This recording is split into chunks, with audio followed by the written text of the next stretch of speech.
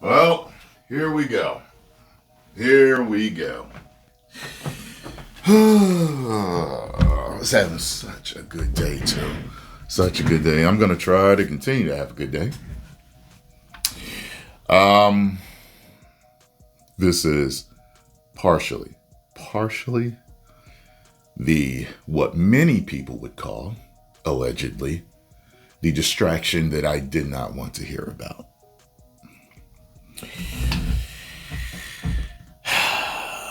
All right, let's check this out. And I'm hearing the Supreme Leader ain't here no more. That could be a major issue.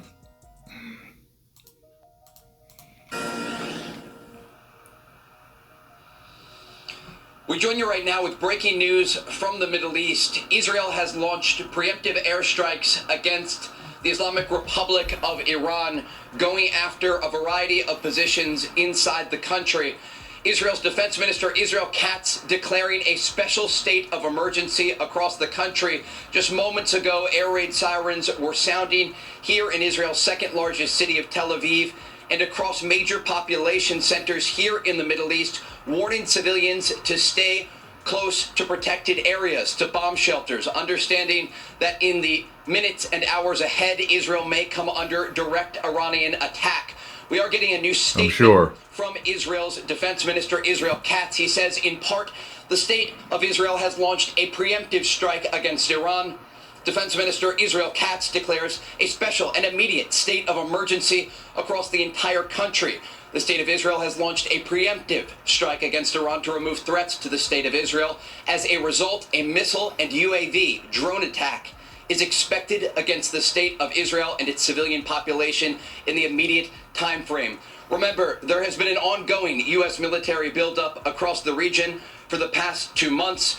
The world's largest aircraft carrier, the USS Gerald R. Ford, is now just off the coast of Israel, near to the northern city of Haifa. You have the USS Abraham Lincoln Carrier Strike Group in the Arabian Sea, a variety of U.S. destroyers in locations across the region.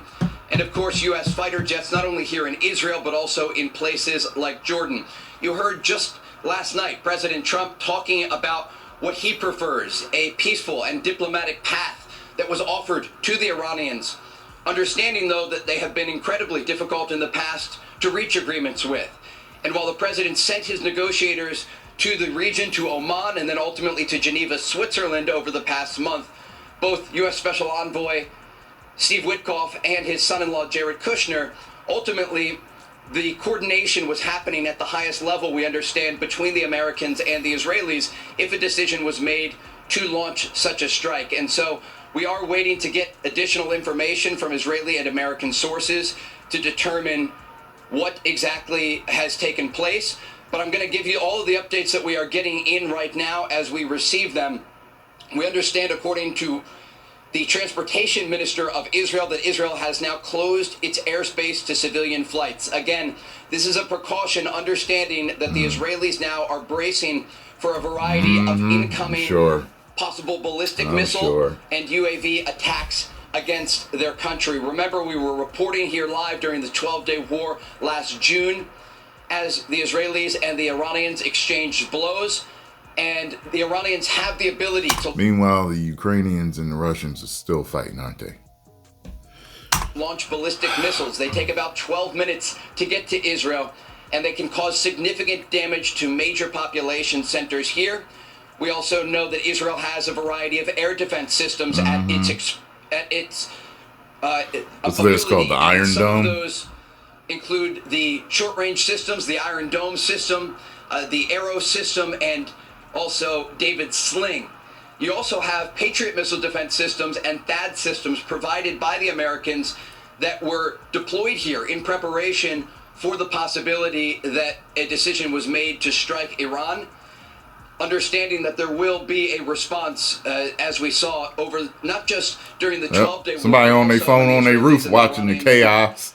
2024 exchange blows 2 separate times in the spring of that year and also in October of that year. Again, if you are just joining us right now, we are reporting live from the Middle East where Israel has made a decision to launch preemptive airstrikes against Iran amid the backdrop of a massive U.S. military buildup across the region. Good Lord. A special state of emergency has been declared across Israel. Israel's defense minister, Israel Katz, is urging all civilians to head to bomb shelters immediately. Hey, Sean Hannity here. Hey, click here to subscribe to Fox. It cracks me up how they put that bumper at the end. Like people talking about war and people perishing. Hey, Sean Hannity here. Why don't you?